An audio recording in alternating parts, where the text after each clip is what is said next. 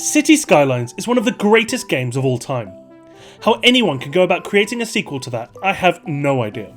It's an unenviable task that Colossal Order and Paradox are currently undertaking.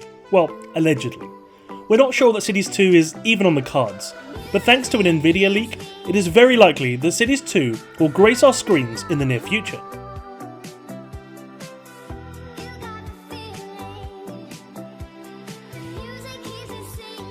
So the question of this video is, what do we want to see in the sequel? I put out a call to action on YouTube a few weeks back, so after I go through what I want, I'll feature a couple of your requests.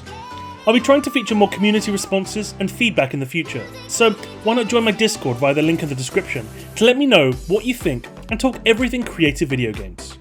You might as well subscribe while you're down there too.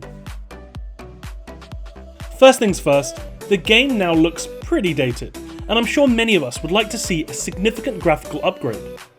Now this would be tough as the game is not known for running particularly well, especially with large cities, so upgrading the graphical engine and optimizing it will for sure be quite the challenge.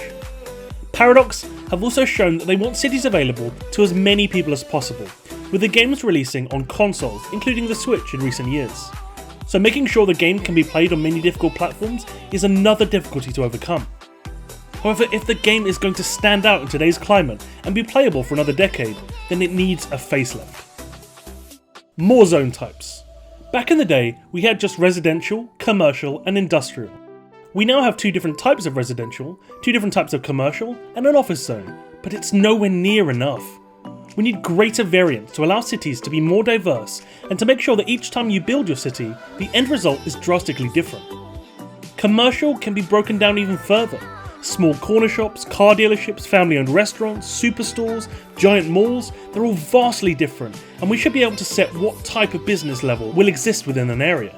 In the real world, you would likely see a small row of shops at the end of a residential street that cater to just that small area, but in cities, this kind of thing wouldn't work. When I work on a waterfront, I want commercial properties that are specific to the area it's in. I want fish and chip shops, arcades, boutique hotels, and other things that make sense there that would be completely out of place in the middle of downtown. To add on to this, I'd like to see different types of buildings in different parts of the city as a whole. Suburbs near downtown, suburbs off the beaten track, university towns, wealthy downtown areas, poor downtown areas. I want to see different types of buildings that make sense of where they're built. To add this, it'd be great to see different types of buildings built at different times. The houses built on year 30 should not resemble the houses built on year 1, as they wouldn't in real life. Stopping your city feeling like an island in the middle of an ocean. Yes, you can see that the team playing your local university has travelled in from an outside city, and tourists arrive via plane, but that doesn't really feel real. I would like to see more connections to the outside world as a whole, whether that be other player-controlled cities or even AI-controlled ones. I want my city to feel like just one in a world full of vibrant working cities. Farms. To create a realistic farmland and farm district requires quite a lot of modding, and I'd like this to be catered for in the base game, considering how important farming is to the world. On top of this, I'd like for it to be an actual requirement to manage.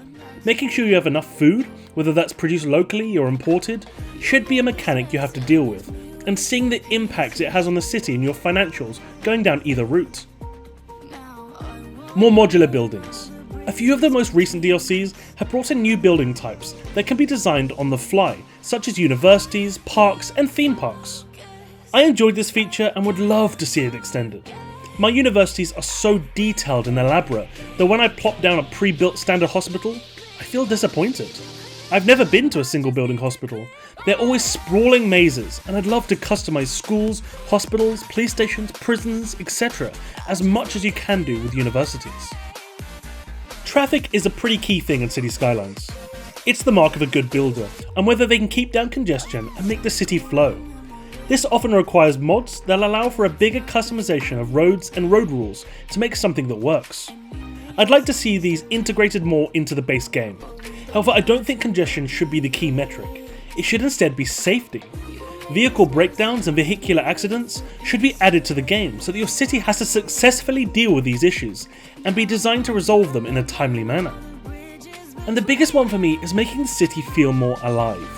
Yes, it's true you can pick a random citizen and watch them go about their day, where they go to work, what they do in the evening, but it's not enough to make it feel real.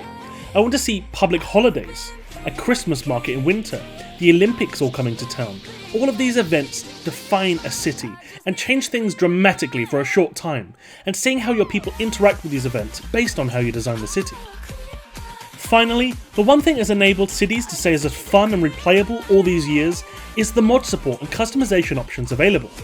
Colossal Order has allowed mod makers to improve the game and offer niche things that many implement.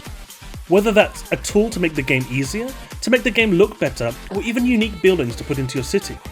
However, a lot of the key ones that you're advised to install should be absorbed into the base game. Things like a traffic manager, the Find It and Move It mods, first person camera mode, etc. These kinds of widely used huge features should become part of the base game and have explanations of how to use them in the tutorial, rather than having to go searching on the workshop and hoping the documentation is up to date and the mod hasn't been broken due to an update. Now that I've made my points, what is it that you want to see in Cities 2? Jackrell wants more symmetrical zebra crossings, as the current ones are a little wonky. Niroj KK7 wants more realism in the game. Bruno Parmesano really wants more themes added to the city, to enable us to make cities that don't fit the standard mode easily. Phil G thinks making streets modular would be a great addition. Lyric Lewis wants more features for the Switch port of the game, which right now is a slightly simplified version of the PC type. Oliver wants more international support for specific regions with a larger variety in buildings and vehicles.